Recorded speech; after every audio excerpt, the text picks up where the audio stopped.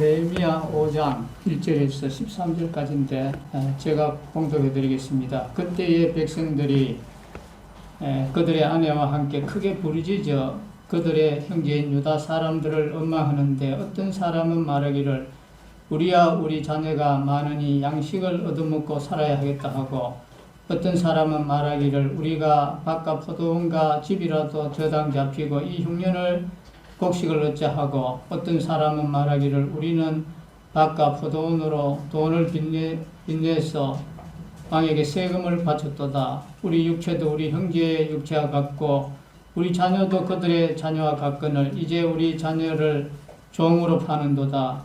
우리 딸 중에 벌써 종된 자가 있고 우리의 밭과 포도원이 이미 남의 것이 되었으나 우리에게는 아무런 힘이 없도다 하더라. 내가 백성의 부르짖음과 이런 말을 듣고 크게 노하였으나 깊이 생각하고 귀족들과 민장들을 꾸짖어 그들에게 이르기를 너희가 각기 형제에게 높은 이자를 취하는도다 하고 대회를 열고 그들을 쳤어 그들에게 이르기를 우리는 이방인의 손에 팔린 우리 형제 유다 사람들을 우리의 힘을 다하여 도로 찾았거늘 너희는 너희 형제를 팔고자 하느냐, 더구나 우리의 손에 팔리게 하겠느냐 하며 그들이 잠잠하여 말이 없기로 내가 또 이르기를 너희의 소행이 좋지 못하도다. 우리의 대적 이방 사람의 비방을 생각하고 우리 하나님을 경외하는 가운데 행할 것이 아니냐. 나와 내 형제와 종자들도 역시 돈과 양식을 백성에게 구워 주었거니와 우리가 그 이자 받기를 그치자. 그런즉 너희는 그들에게 오늘이라도 그들의 밭과 포도원과 감람원과 집이며 너희가 구워준 돈이나 양식이나 새 포도주나 기름의 100분의 1을 돌려보내라 하였더니 그들이 말하기를 우리가 당신의 말씀대로 행하여 돌려보내고 그들에게서 아무것도 요구하지 아니하리이다 하기로 내가 제사장들을 불러 그들에게 그 말대로 행하겠다고 맹세하게 하고 내가 옷자락을 털며 이르기를 이 말대로 행하지 아니하는 자는 모두 하나님이 또한 이와 같이 그 집과 산업에서 틀어버리실지니 그는 곧 이렇게 틀려서 빈손이 될지로다 하며 회중이 다 아멘하고 여호와를 찬송하고 백성들이 그 말한 대로 행하였느니라. 느헤미야 5장은 이게 이제 삽입구절인데 오늘 그 말씀의 제목은 제가 외적인 성벽은 재건하였으나 내적인 형제 사랑은 무너졌도다 하는 이렇게 제목을 한번 붙여봤습니다. 느헤미야 4장 1절에서 7장 4절까지는 대적들의 방해 속에서도 이 예루살렘 성벽 재건 공사가 어떻게 진행되어서 완료되었는가 하는 것을 이제 다루고 있는데, 그러나 이제 오늘 그 중에서 이제 5장은 예루살렘 성벽 재건이 완료된 후에 느헤미야가 유다 지역의 총독으로 부임한 지 12년이 경과되어 있었던 이야기로서 말하자면 삽입 기사라고 할 수가 있습니다. 이 느헤미야가 이것을 이렇게 기록한 것은 예루살렘 성벽 재건이라는 선민 공동체의 예형적 측면의 재건과 관련해서 이제 사회 경제적 갈등 해결이라는 선민 공동체의 이제 내적 이 측면의 재건에 회복되어 아주 중요하기 때문에 이렇게 삽입 구절로 기록이 되어 있는 것 같습니다. 이제 이러한 말씀을 우리가 그 배경을 이해하면서 오늘 주시는 그 교훈들을 받아보고자 합니다. 1절을 보시겠습니다. 1절에 그때의 백성들이 그들의 아내와 함께 크게 부르짖어 그들의 형제인 유다 사람들을 원망하는데 했습니다. 여기 이제 그때라는 말이 나오는데 이때라는 것은 이제 성경의 어떤 문명의 흐름으로 보면 예루살렘 성 중건 공사가 한참 진행되고 있을 때처럼 우리가 보이지요. 이렇게 읽어보면.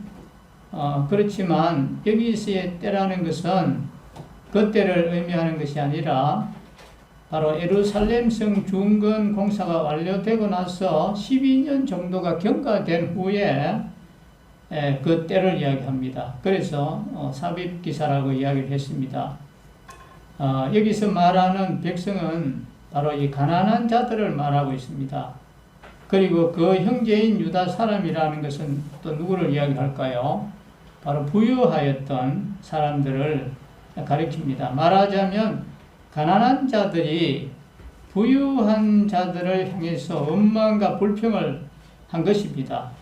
왜 그렇게 했나 하면 가난한 자들이 이 기근으로 굉장히 힘들었고 또 이 과중한 그 세금으로 인해서 굉장히 고통을 당하고 있을 때 이 부유한 자들이 동적인 그들에게 자비를 베풀기는커녕 오히려 착취하는 일 때문에 원망과 불평을 한 것입니다.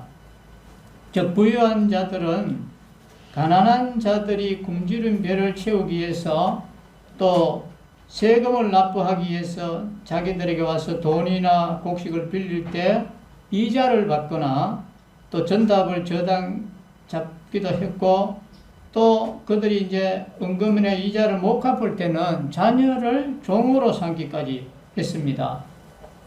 우리는 이런 본문을 대하면서 참으로 놀라움을 우리가 금할 수 없습니다. 여러분, 이스라엘이 어떠한 민족입니까? 그들은 본래 한 조상의 그 자손들이 아닙니까? 말하자면 그들은 다 한 형제입니다. 더욱이 그들은 하나님의 서민이었습니다. 그러한 이스라엘 공동체 안에서도 이처럼 가진 자와 갖지 못한 자를, 가진 자가 갖지 못한 자를 착취하는 이런 일이 벌어진 것입니다. 이것은 분명 지탄받아야 마땅한 그런 일이라고 할 수 있겠지요.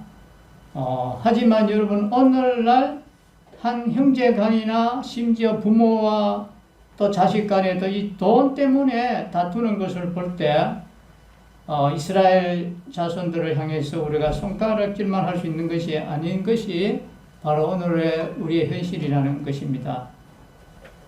여러분, 우리는 이 세상에서 이 사회적 불평등이 완전히 해소될 수 없다는 것을 우리가 인정하지 않으면 안 됩니다.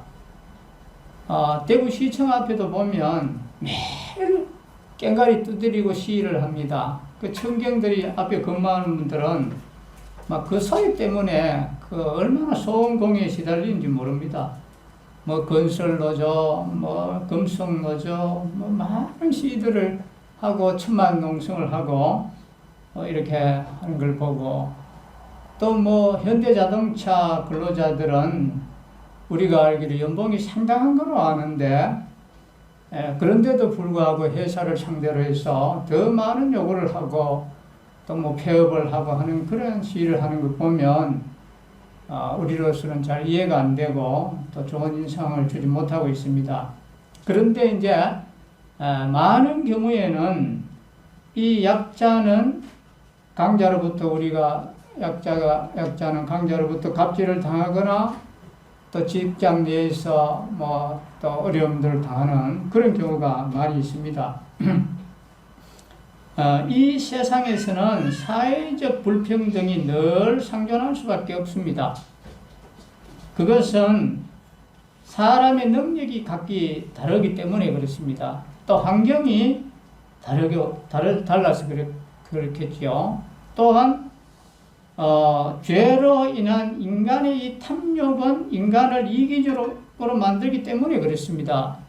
물론 고대 사회로부터 현대 사회에 이르기까지 통치자나 의식이 깬 사람들은 이 사회적 불평등을 해소하기 위해서 많은 노력을 기울여 왔습니다. 지금으로부터 약 한 100년 전에는 이 자본주의 사회에서의 극심한 이 사회적 불평등을 해소하기 위해서 뭐가 등장했습니까? 그때 이 공산주의라는 것이 그때 등장했습니다. 그런데 그러한 이 공산주의도 사회적 불평등을 해소하지 못하고 오히려 심각한 많은 문제들을 발생해서 지금은 완전히 몰락하고 말았습니다. 그리하여 현대에는 이러한 사회적 불평등을 해소하기 위해서 많은 제도들을 도입하고 있는데 이제 사회복지제도라든지 토지 또는 주택 공개념 제도 이런 이 사회적 불평등을 개선하기 위해서 마련된 제도들이 많이 있습니다. 그러나 이러한 제도들은 사회적 불평등을 근본적으로 해소할 수는 없습니다. 그렇습니다. 이 세상에서는 어떠한 제도나 이념으로도 사회적 불평등이 완전히 해소될 수 없습니다. 우리는 이 사실을 이제 우리가 인정하지 아니하면 안 되는 것입니다. 우리는 사회적 불평등을 해소하기 위해서 끊임없이 노력을 우리가 해야 되겠지요. 하지만 인간의 노력으로 그것이 완전하게 해결될 것으로 기대하는 것은 우리가 어리석은 것이라는 것입니다. 물론 이 예루살렘 초대교회에서는 일시적으로 이 성도들 간의 경제적인 측면에서의 불평등이 해소된 일이 있었습니다. 하지만 우리는 그런 일이 지극히 일시적인 현상으로서 부유한 성도들의 또 철저한 자기 희생으로서 가능했다는 것을 우리가 알고 있는데, 그리고 부유한 성도들의 그러한 희생이 임박한 이제 정말 주님이 이제 곧 오신다고 하는 이런 믿음을 가지고 있었기 때문에 그런 일들이 더 잘 됐다고 볼 수 있습니다. 그런데 이런 유무상통의 삶도 주님이 재림이 이제 더뎌짐으로 인해서 이제 점차적으로 이제 교회 안에서 그런 부분이 사라지게 되었습니다. 사회적 불평등이 극심할수록 우리는 더욱 어디를 바라봐야 되겠습니까? 천국을 우리는 바라봐야 됩니다. 천국이 도래하기를, 주님이 다시 오시기를 우리는 소망해야 되는 것입니다. 하나님이 이 세상에 사회적 불평등을 용인하시는 것은 우리로 이 세상에 소망을 두지 말고 완전한 하나님 나라의 소망을 두게 하기 위함이라는 것을 우리가 꼭 기억해야 되겠습니다. 그리고 2절에서 5절은 이제 가난한 자들이 부유한 자들을 향해서 원망하는 말을 기록하고 있는데, 우리는 여기서 이들이 심각한 경제적인 위기에 처해 있다는 것을 우리가 알 수 있습니다.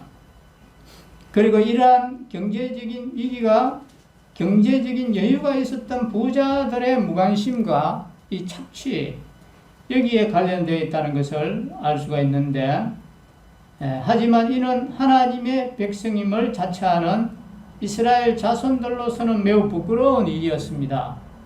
이는 결국 가진 자들이 자신들의 의무, 즉 하나님께서 부여하신 이 가난하고 약한 자들에 대한 의무를 태만히 함으로써 빚어진 것이었습니다.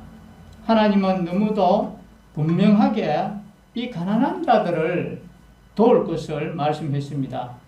그래서 신명기 15장 11절에 보면 이렇게 말씀했습니다. 땅에는 언제든지 가난한 자가 그치지 아니하겠으므로 내가 네게 명하여 이르노니 너는 반드시 내 경내 내 형제의 곤란한 자와 궁핍한 자에게 내 손을 펼치니라, 이렇게 하나님 말씀했습니다. 성도 여러분, 이 세상에서는 언제나 가난한 자들이 존재하게 되어 있습니다. 즉 우리 주변에는 늘 가난한 자들이 있게 마련입니다. 따라서 경제적인 여유가 있는 사람들은 이 가난한 사람들을 도와줘야 됩니다. 즉 많이 가진 자들에게는 가난한 자들을 도와야 할 바로 의무가 있다는 것입니다. 여러분, 하나님께서 부한 자들에게 경제적인 여유를 주신 것은 왜 주셨겠습니까? 사치하고 또 향락에 쓰도록 그렇게 주겠습니까? 그게 아니겠지요. 그렇다면 하나님은 공의로우신 하나님이 될 수가 없습니다. 하나님은 가난하고 어려운 자들과 바로 뭐 하라고 줬겠습니까? 나누라고 우리에게 경제적인 여유를 줬습니다. 하나님이 우리에게 많은 것을 맡기신 것은 당신의 뜻에 합당하게 관리를 하고 또 사용하도록 하게 하는 것입니다. 그러므로 가진 사람들은 하나님 앞에서 어떤 자세로 살아야 되겠습니까? 바로 청지기의 자세로 재물을 관리해서 하나님의 뜻에 따라 합당하게 이 가난한 자들과 자기의 것을 나누는 것이 이게 옳은 것입니다. 그래서 혹자는 자신의 재물이 자신의 재능과 노력으로 얻어진 것이라고 말할지도 모르겠습니다. 그러나 그러한 생각은 이 성경을 제대로 몰라서 그런 거예요. 성경 신명기 8장 17절 18절에 보면 하나님이 주신 것이라고 이렇게 말씀했습니다. 재물 얻을 능을 하나님 주셨다 했습니다. 여러분, 이 세상에는 연보교의 두 랩돈밖에 넣을 것이 없는 그런 가난한 가부처럼 경제적인 어려움으로 힘들게 살아가는 사람들이 많이 있습니다.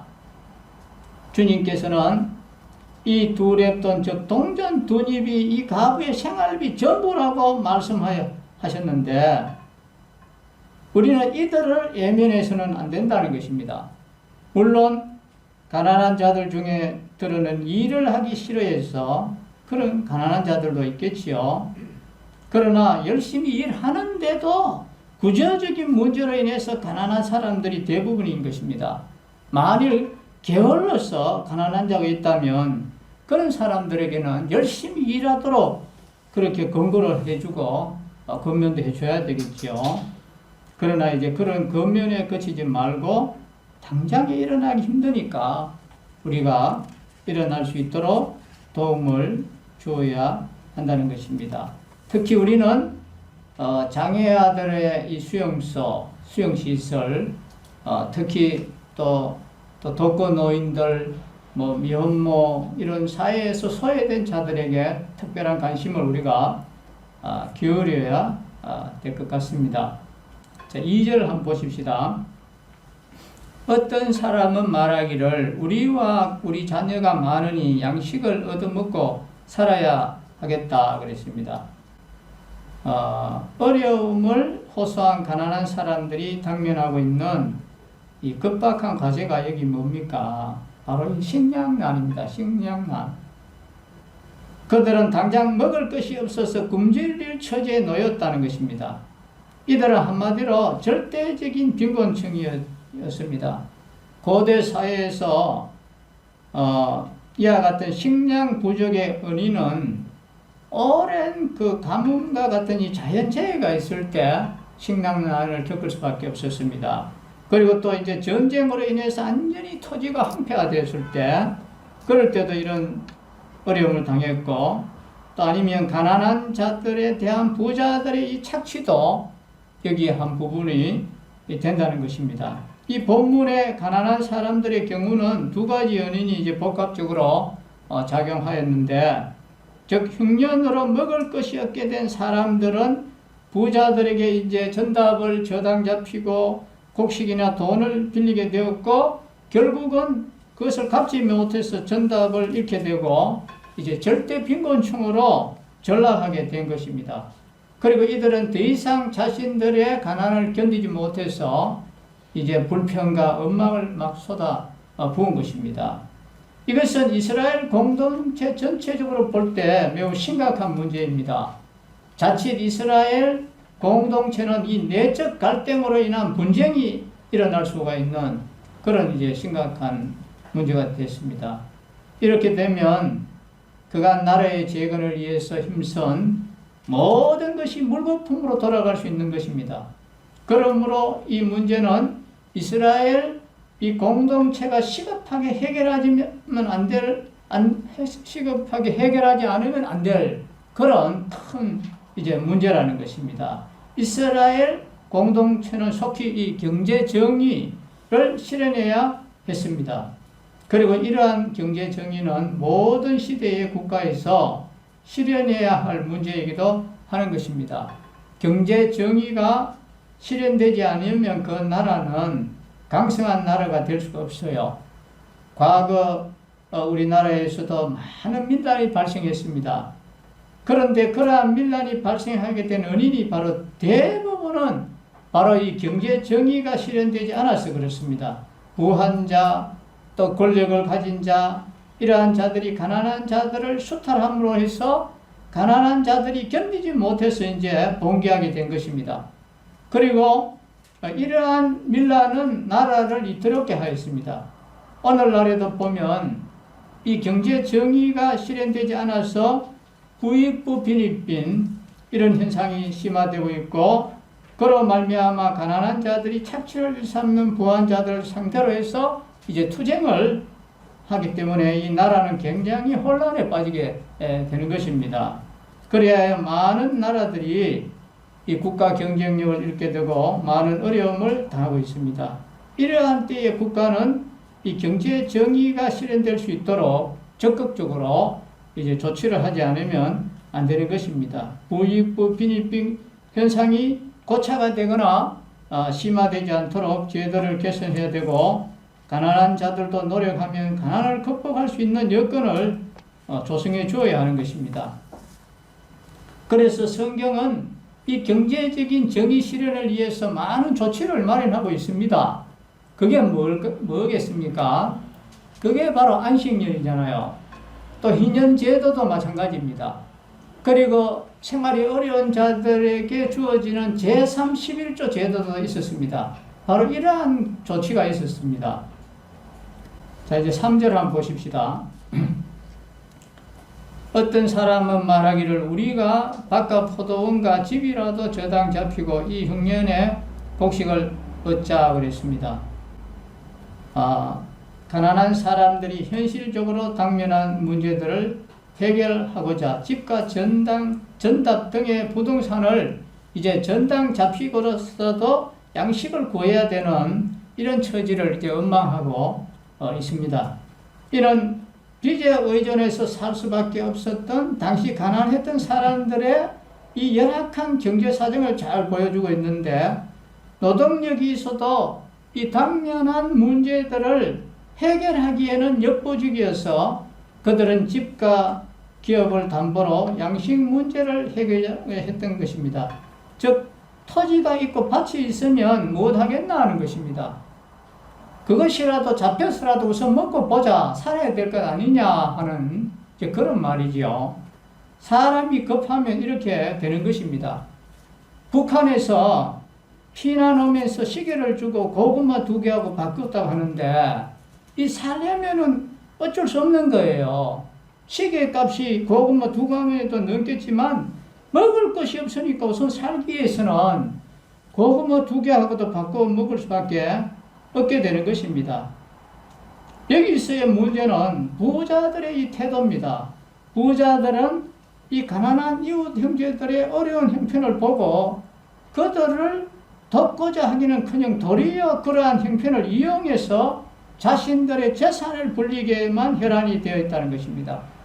즉 부한 자들은 가난한 이웃을 경제적 이익의 대상으로 삼은 것입니다. 하지만 이것은 하나님의 율법을 정면으로 이것은 거스르는 행위였습니다. 율법을 보면은 네 동족이 비난하게 되어 빈손으로 네 곁에 있거든 너는 그를 도와 객이나 우고하는 자처럼 너와 함께 생활하게 하되 너는 그에게 이자를 취하지 말고 내 하나님을 경외하여 내 형제로 너와 함께 생활하게 할 것인즉 너는 그에게 이자를 위하여 돈을 꾸이지 말고 이익을 위하여 식물을 꾸이지 말라. 이렇게 레위기 25장 35절에서 37절에 말씀하고 있는데, 즉 율법은 이 가난한 형제에 대해서는 그들에게 필요한 것을 빌려주되 그것으로 이익을 취하지 말라, 이렇게 규정을 하고 있습니다. 그렇습니다. 같은 하나님의 백성끼리는 이익을 취해서는 안 되는 것입니다. 물론 세상을 살아가면서 정당한 이 상거래로 이익을 취하는 것은, 이 건전한 경제활동은 이것은 반드시 필요한 것입니다. 건전한 경제활동이 없으면 성도들은 모두 가난한 자들로 전락하게 되고 말겠지요.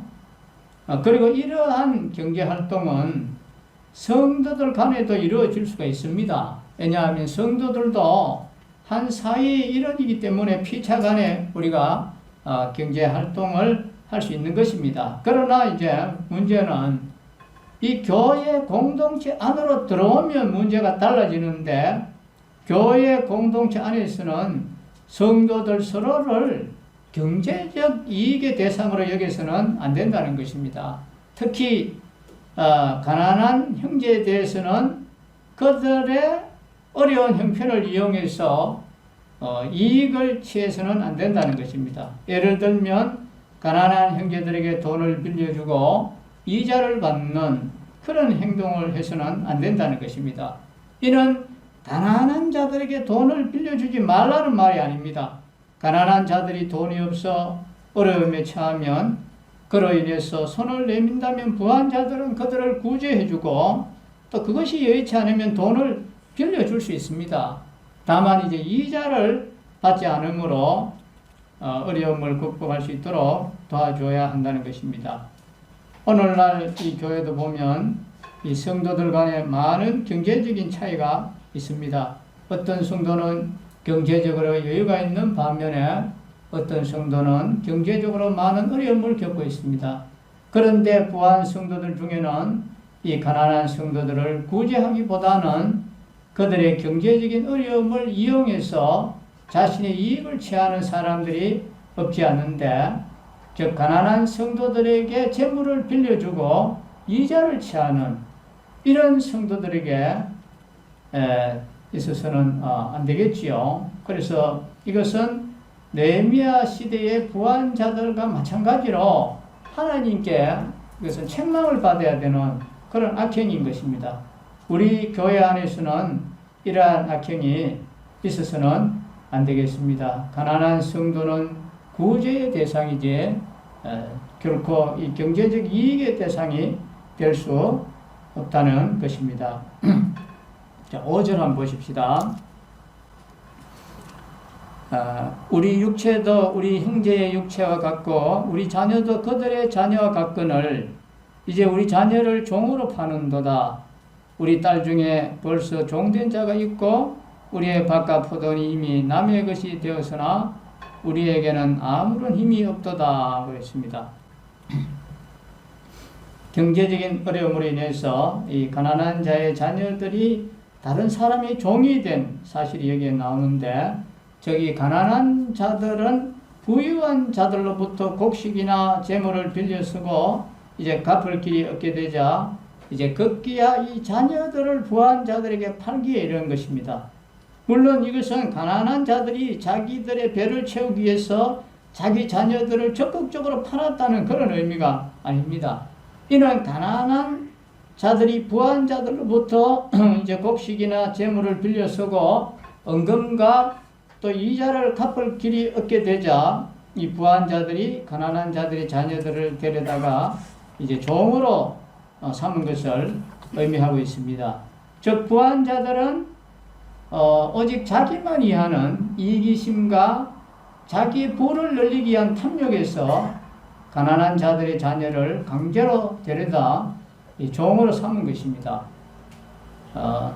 이는 그들이 영적으로 매우 이제 타락했다는 것을 보여주고 있는데,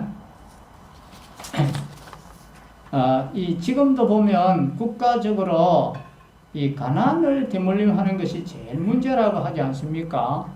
부모는 가난했더라도 자식들은 정신을 차리고 열심히 일을 해서 가난에서 벗어나야 되겠는데, 부잣집 아이는 계속 부자가 되고 가난한 집 아이는 계속 가난하게 된다면, 그래 되면 이 나라가 굉장히 어려워지게 되는 것입니다. 이 유럽 쪽에 복지를 잘한 나라들을 보시면은 아무리 가난한 집 자식이라도 공부 많은 나라에서 다 시켜줍니다. 대학원까지 모든 공부가 공짜입니다. 대신에 그 나라 사람들은 세금을 굉장히 많이 내야 됩니다. 우리나라가 세계에서 이 교육비가 제일 많이 드는 나라 아닙니까? 그래서 얼마나 어렵게 살고 지금 고생하고 있습니까? 아이 하나 키우는데 너무 많은 돈이 드니까 이 젊은 사람들 중에는 아이를 안 낳는 사람도 있고, 낳아도 지금 한두 명밖에 안 낳는, 그래서 지금 출산율이 세계 최저로 떨어지는 어려운 상태에 우리가 놓여 있습니다. 이런 일은 옛날에도 있었고 앞으로도 있을 것이고 지금도 있을 수 있습니다. 그렇기 때문에 돈을 많이 번 사람들이 사회에 환원을 할 줄 알아야 됩니다. 그래서 학교도 짓고 다리도 놓아야 하는 것입니다. 선진국에는 그런 일이 많습니다. 상속을 많이 하지 못하도록 이 상속세를 엄청나게 매기기 때문에 이 후손들에게 재산을 상속하지 않고 이제 그 돈으로 학교를 짓고 다리를 놓아서 이름이라도 남겨놓으려고 하고 있습니다. 이 하버드 대학교는 굉장히 유명한 학교 아닙니까? 그 학교 하버드라는 이 주님의 종이 $200를 가지고 만든 학교입니다. 그분은 부자도 아닌데 이 적은 돈을 투자해서 좋은 학교를 만들려고 기도하다 보니까 많은 사람들이 거기에 이제 동참을 해서 이렇게 이제 됐는데, 본래 그 학교를 세운 그 목적은 하나님의 이 일꾼들을 양성하는 그런 학교였습니다. 그런데 지금은 다른 분야가 더욱 유명해지게 되었습니다. 그리고 다른 많은 학교 이름들도 대부분 보면 사람들의 그 이름이었어요. 그렇기 때문에 우리 그리스도인들은 돈을 많이 벌어서 좋은 일에 많이 써야 됩니다. 가난하고 고통받는 사람을 돌보는 일은 하나님 앞에 이건 참 귀한 일입니다. 그렇습니다. 이기심과 이 탐욕은 타락의 증거가 되는 것입니다. 이기심이 뭡니까? 이 이기심이라는 것은 다른 사람이 어떻게 되든지 자기의 유익만을 구하는 마음, 이게 바로 이기심이에요. 이런 마음은 하나님의 마음과 거리가 먼 마음입니다. 하나님의 마음은 어떤 마음입니까? 바로 이 타인을 위해서 자기의 유익을 희생하는 마음, 이게 하나님 마음입니다. 하나님의 마음은 죄인을 구원하기 위해서 자기의 독생자까지도 희생하는 그 마음입니다. 그러므로 하나님을 진실로 경외하는 경건한 자들은 결코 자기의 유익만을 구하지 않습니다. 경건한 사람은 아브라함과 같이 다른 사람의 유익을 먼저 구합니다. 경건한 자는 연약한 자의 약점을 담당하고 자기보다는 이웃을 기쁘게 하는 것입니다. 그러므로 이와 반대되는 이기적인 마음을 가진 사람은 이 타락한 사람인 것입니다. 그리고 탐욕은 뭡니까? 탐욕은 우상 숭배와 같은 죄라고 했어요. 골로새서 3장 5절을 보면 탐심은 우상 숭배니라 그랬습니다. 느헤미야 시대의 부한자들은 자신의 탐욕을 채우기 위해서 동족 가난한 자들로부터 이자를 취하지 말라는 하나님의 말씀을 거슬러 왔습니다. 이는 그들이 하나님보다 재물을 더 사랑했다는 것입니다. 즉 그들은 재물을 하나님 위에 두었습니다. 만일 그들이 하나님을 제일 사랑하였다면 하나님의 말씀을 거스르면서 형제들로부터 이자를 취하지는 않았을 것입니다. 그들은 하나님보다 재물을 더 사랑했기 때문에 형제들로부터 이자를 취하고 심지어는 가난한 자들의 자녀를 데려다가 종으로 삼기까지 한 것입니다. 이것은 그들이 재물을 우상으로 삼았다는 것을 알 수 있습니다. 왜냐하면 하나님보다 더 사랑하는 것이 있다면 그것이 바로 우상이기 때문에 그렇습니다. 성경이 이 탐심을 우상 숭배로 규정하는 것은 모든 우상 숭배가 이것은 자신의 탐심을 채우기 위한 데서 비롯되었기 때문에 그렇습니다. 성도 여러분, 우리는 이기심과 탐심이 타락의 명확한 증거라는 것을 우리가 꼭 알아야 됩니다. 우리는 자기만 이해하는 이기심과 탐욕을 우리가 버려야 됩니다. 주님께서 우리를 구원하시기 위해서 자기의 모든 것을 들이신 것처럼 우리도 다른 사람을 위해서 우리의 것을 내어놓을 수 있어야 합니다. 그것이 우리의 바로 경건의 증거가 되는 것입니다. 자, 이제 6절을 한번 보십시다. 내가 백성의 부르짖음과 이런 말을 듣고 크게 노하였다 했습니다.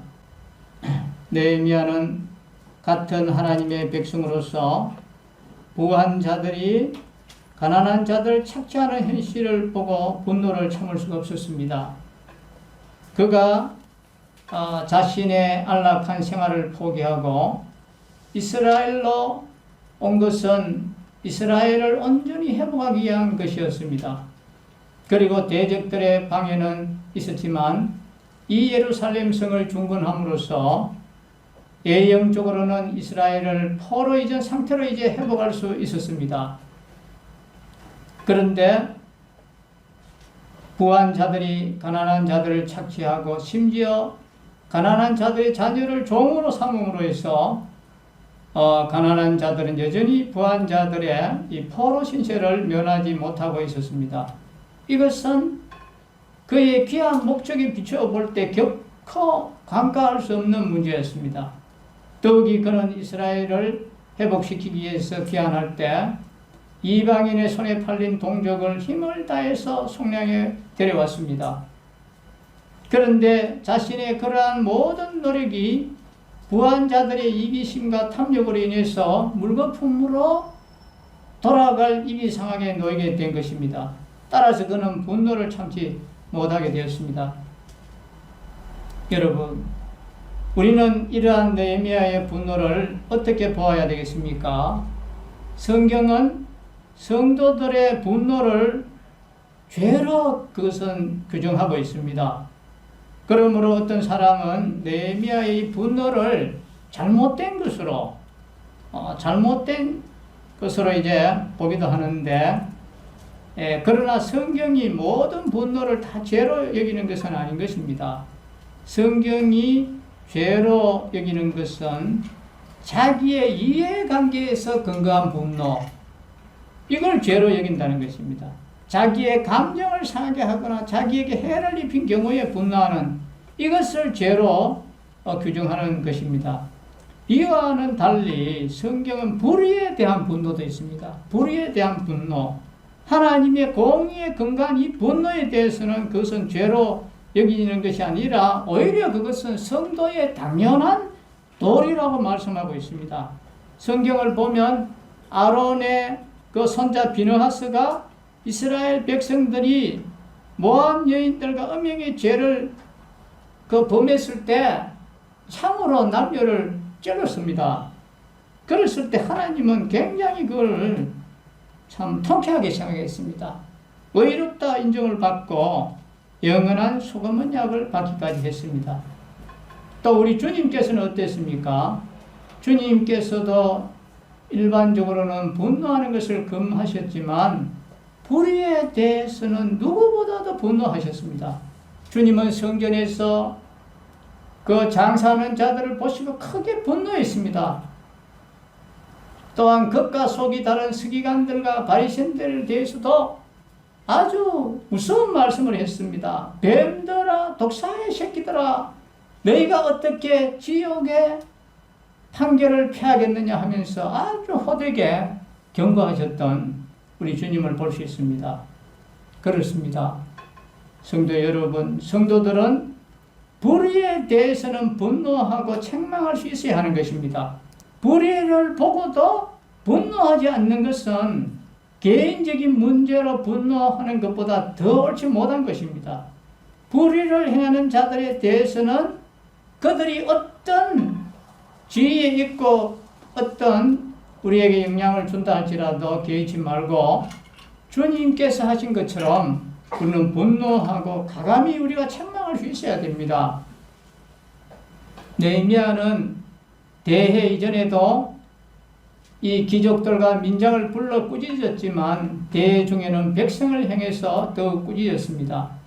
그리고 그 책망은 감정적인 영향이 조금도 없는 그야말로 신앙적이고 마음속에서 우러난 것으로서 백성 전체가 뼈아프게 듣지 않을 수 없는 그러한 것이었습니다.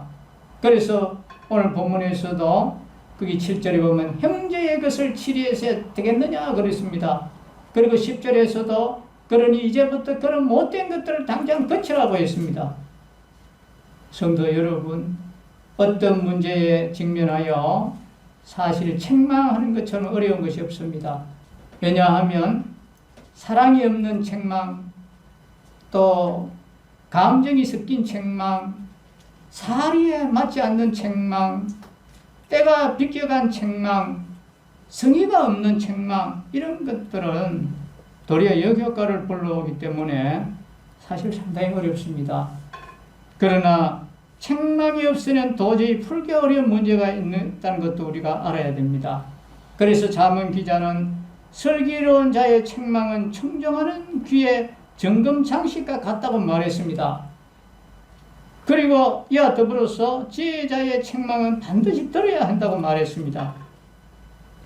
인정에 끌리는 것도 우리가 옳지 못하지만 자신에게 돌아올 이 불이익 때문에 머뭇거리는 것도 더욱 합당하지 않은 것입니다. 성도들의 가장 큰 문제점 중에 하나는 이 사랑만 강조하고 마땅히 분노할 때 분노하지 못한다는 것입니다. 이 교회의 메시지 중에도 불의에 대한 책망의 말은 점차 사라져가고 있습니다. 그래서 이 세상에서 하나님의 공의는 세워지지 않고 있는 것입니다. 우리는 하나님의 이 사랑의 전력이 되어야 할 뿐만 아니라 하나님의 이 공의의 확립자들도 되어야 하는 것입니다. 우리는 이 두 가지 사실에 충실할 수 우리가 있어야 되겠습니다. 이제 8절을 한번 보십시다. 8절에 그들에게 이르기를 우리는 이방인의 손에 팔린 우리 형제 유다 사람들을 우리의 힘을 다하여 도로 찾았거늘 너희는 너희 형제를 팔고자 하느냐 더구나 우리의 손에 팔리게 하겠느냐 하며 그들이 잠잠하여 말이 없었다 했습니다. 느헤미야 일행은 이방인들에게 팔린 동족들을 속량하기 위해서 돈을 지불한 데 반해서 이 귀족들과 민장들은 오히려 동족을 종으로 팔려가게 할 정도로 수탈을 했습니다. 그러므로 이 느헤미야는 그들의 행위를 악한 것으로 규정하고 책망을 했습니다. 이 지도자라 하더라도 자신이 동일한 죄를 범하고 있으면 다른 사람의 허물을 나무랄 수가 없습니다. 그러나 느헤미야는 매사에 모범을 보였기 때문에 이 불의를 행한 자들을 책망할 수 있었고 또 그의 책망에 대해서는 아무도 이의를 제기하지 못했습니다. 그래서 여기서 우리가 알아야 할 것은 이 느헤미야가 이방인에게 팔린 동족을 속량한 것은 잘한 일이요 칭찬받을 일이 분명하지만 그것은 한편으로는 이거는 의무라는 것입니다. 성경을 보면 하나님은 동족이 비난하여 이방인에게 종으로 팔릴 경우 그 형제나 친족 또는 건족이 그를 속량할 것을 말씀했습니다. 여기서 친족이나 건족은 우선은 혈연적으로 직접적인 관련이 있는 그런 관계를 말합니다. 우리나라 경우로 생각해 본다면 한 8촌 정도가 해당될 것입니다. 우리나라 민법은 8촌까지의 혈족을 친족이라고 규정하고 있습니다. 이스라엘 사회에서는 이처럼 가까운 혈족이 이방인에게 종으로 팔리거나 어려움에 처하면 자기 일과 같이 여기고 그를 어려움에서 건져줘야 했습니다. 이것은 의무라고 했습니다. 그런데 이스라엘 민족은 따지고 보면 한 형제였습니다. 왜냐하면 그들은 한 조상에게서 나왔기 때문에 그렇습니다. 그러므로 그들은 동족이 어려움을 처하면 그를 도와야 할 의무가 있었습니다. 그들에게 있어서 어려움에 처한 이 동족을 돕는 것은 이것은 자선이 아니라 마땅히 해야 할 의무였습니다. 그들에게 있어서 자선은 자기들 가운데 우거하는 이방인이나 나그네에게 도움을 베풀 때나 해당되는 말이었습니다. 그러므로 느헤미야는 비록 이스라엘 땅에서 살고 있는 것은 아니었지만 자기 동족이 이방인들에게 팔렸을 때 그들을 속량하기 위해서 모든 힘을 기울였던 것입니다. 여러분, 오늘 우리 성도들은 그리스도 안에서 우리는 뭡니까? 우리는 다 형제 자매 아닙니까? 우리는 비록 혈연적으로는 아무런 관계가 없다고 할지라도 그리스도의 피를 받은 한 하나님 아버지의 자녀들입니다. 이스라엘 백성들이 야곱 안에서 다 형제이듯이 우리는 하나님과 그리스도 안에서 우리는 다 형제고 친족이요 건족입니다. 그러므로 우리는 형제가 어려움에 처했을 때 그를 어려움에서 건지기 위해 모든 노력을 우리는 다해야 하는 것입니다. 그리고 형제를 돕는 것을 자선이라 생각하며 자랑스럽게 여길 것이 아니라 이것은 당연한 의무로 여겨야 하는 것입니다. 성경은 우리가 형제의 어려움을 돌아보지 않는 것을 죄로 규정하고 있습니다. 이는 형제를 돕는 것이 바로 의무다는 것을 다시 한번 확인시켜주고 있습니다. 그러므로 성도 여러분, 우리는 어려움에 처한 형제를 예면하지 말고 적극적으로 우리가 도와야 되겠습니다. 우리의 의무를 다하여 하나님 아버지를 우리가 기쁘게 해야 되겠습니다. 이제 마지막으로 9절을 한번 보시겠습니다. 내가 또 이르기를 너희의 소행이 좋지 못하도다. 우리의 대적 이방 사람의 비방을 생각하고 우리 하나님을 경외하는 가운데 행할 것이 아니냐 했습니다. 느헤미야는 귀족과 민장들을 향해서 그들의 불의가 이스라엘의 대적 이방들에게 이 비방거리가 된다는 것을 지적하고 있습니다. 이스라엘 민족은 하나님의 이 성민이라는 자부심을 갖고 있었습니다. 그들은 율법을 자랑하였고 또 자신들이 하나님을 섬기는 민족이라는 사실을 자랑했습니다. 이는 분명 자랑할 만한 것이 되지요. 이 세상 어느 민족도 살아계신 하나님을 알고 섬기지 못하였고 하나님이 주신 율법을 가지지 못했습니다. 그런데 느헤미야 당시의 이스라엘 자손들은 그렇게 자신들이 하나님을 섬기는 민족이요 하나님의 율법을 가진 민족이라는 사실을 자랑하였지만 정작 하나님을 경외함으로 행하지는 못했습니다. 또 그들은 하나님의 율법을 행하지 않았습니다. 그들은 이방인과 다름없이 행하고 동족 형제를 착취하고 심지어 그 자녀를 종으로까지 삼기까지 했습니다.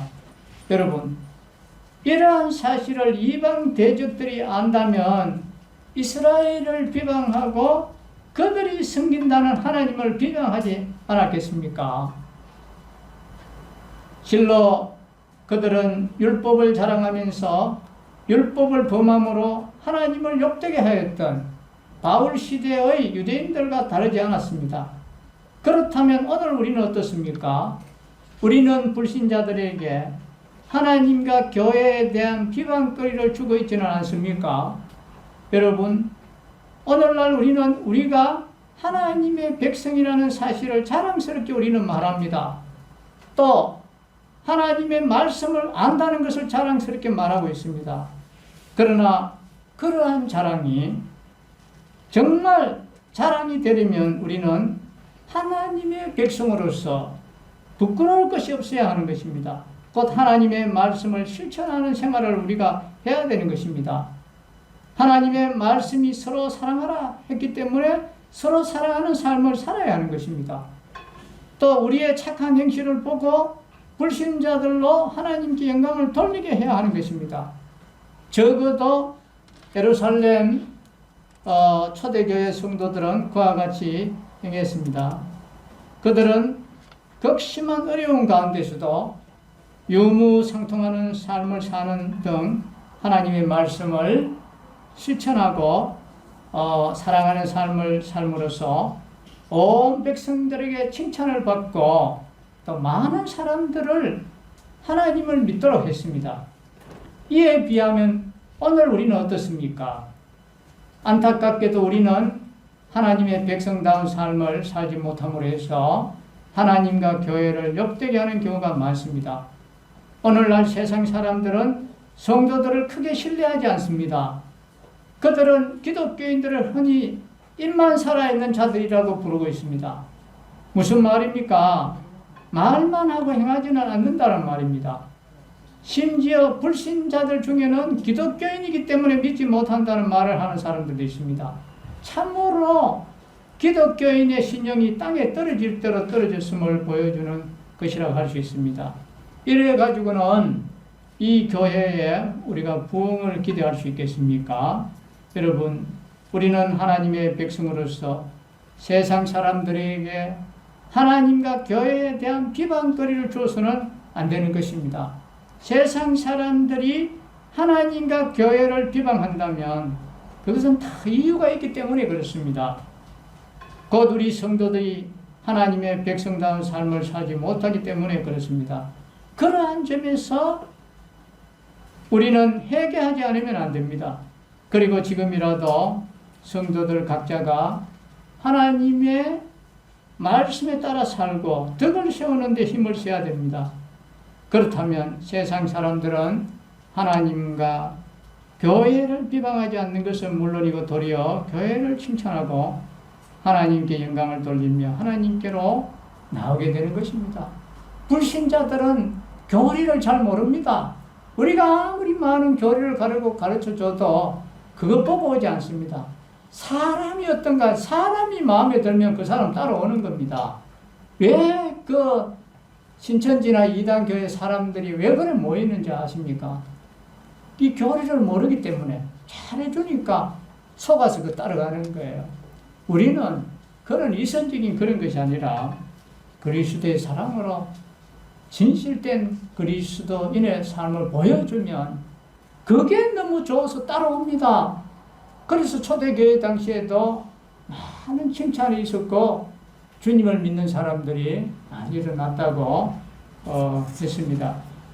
그래서 오늘 저는 말씀의 제목을 그렇게 정했습니다.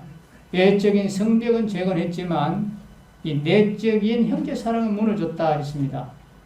이스라엘 백성들이 이러한 일을 했음으로 해서 기적들과 민장들과 부유한 자들이 가난한 자들이 집과 전당을 전당 잡히게 하고 심지어 자녀까지 종으로 삼는 이러한 악한 일을 했습니다.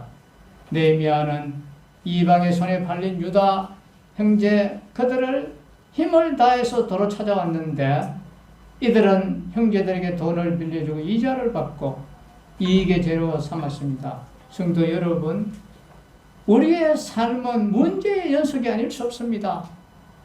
그리고 교회 역시 사람들의 집합체이기 때문에 여러 가지 문제가 발생하기 마련입니다. 이러할 때 느헤미야와 같은 자들을 통해서 근면의 말씀이 주어지면 우리는 죄를 뉘우치고 돌이켜야 할 줄로 믿습니다. 기도하겠습니다. 아버지 하나님, 오늘 느헤미야 5장을 통해서 이스라엘 백성들이 힘들게 대적들의 방해에도 불구하고 성벽 재건을 완성을 했지만 이제 시간이 흘러서 내부적으로 부한 자들이 또 가난한 자들을 착취하고 또 많은 어려움을 일으키므로 또 이스라엘 공동체에 많은 어려움이 있었기에 느헤미야가 책망을 하고 또 백성들은 다시 뉘우치고 회개하고 돌아오는 이러한 역사를 볼 수 있었습니다. 아버지 하나님, 저희들도 연약한 인간이라 실수가 많고 또 연약한 부분이 많습니다. 그러할 때 겉면의 말씀을 우리는 잘 받아들이고 돌이키고 순종하는 자들이 되어서 하나님을 기쁘시게 여기하며 우리 남부교회가 하나님 말씀의 터대 위에 굳게 서는 그런 교회가 되도록 하여 주옵소서. 우리가 장성한 분량에 이르러서 많은 사람들에게 우리를 통하여 그리스도를 나타내므로 남부교회가 부흥하는 교회가 되도록 하여 주옵소서. 코로나로 우리 많은 성도들이 다 함께 모이지 못하는 이러한 고통 중에 있습니다. 하나님 불쌍히 여겨주셔서 우리 성도들이 다 함께 모여서 떡을 떼며 주님을 기억하며 함께 예배하고 또 함께 모여서 찬양하고 주님을 섬겨가는 저희들이 되도록 하여 주옵소서. 주 예수 그리스도의 이름으로 감사하며 기도하옵나이다. 아멘.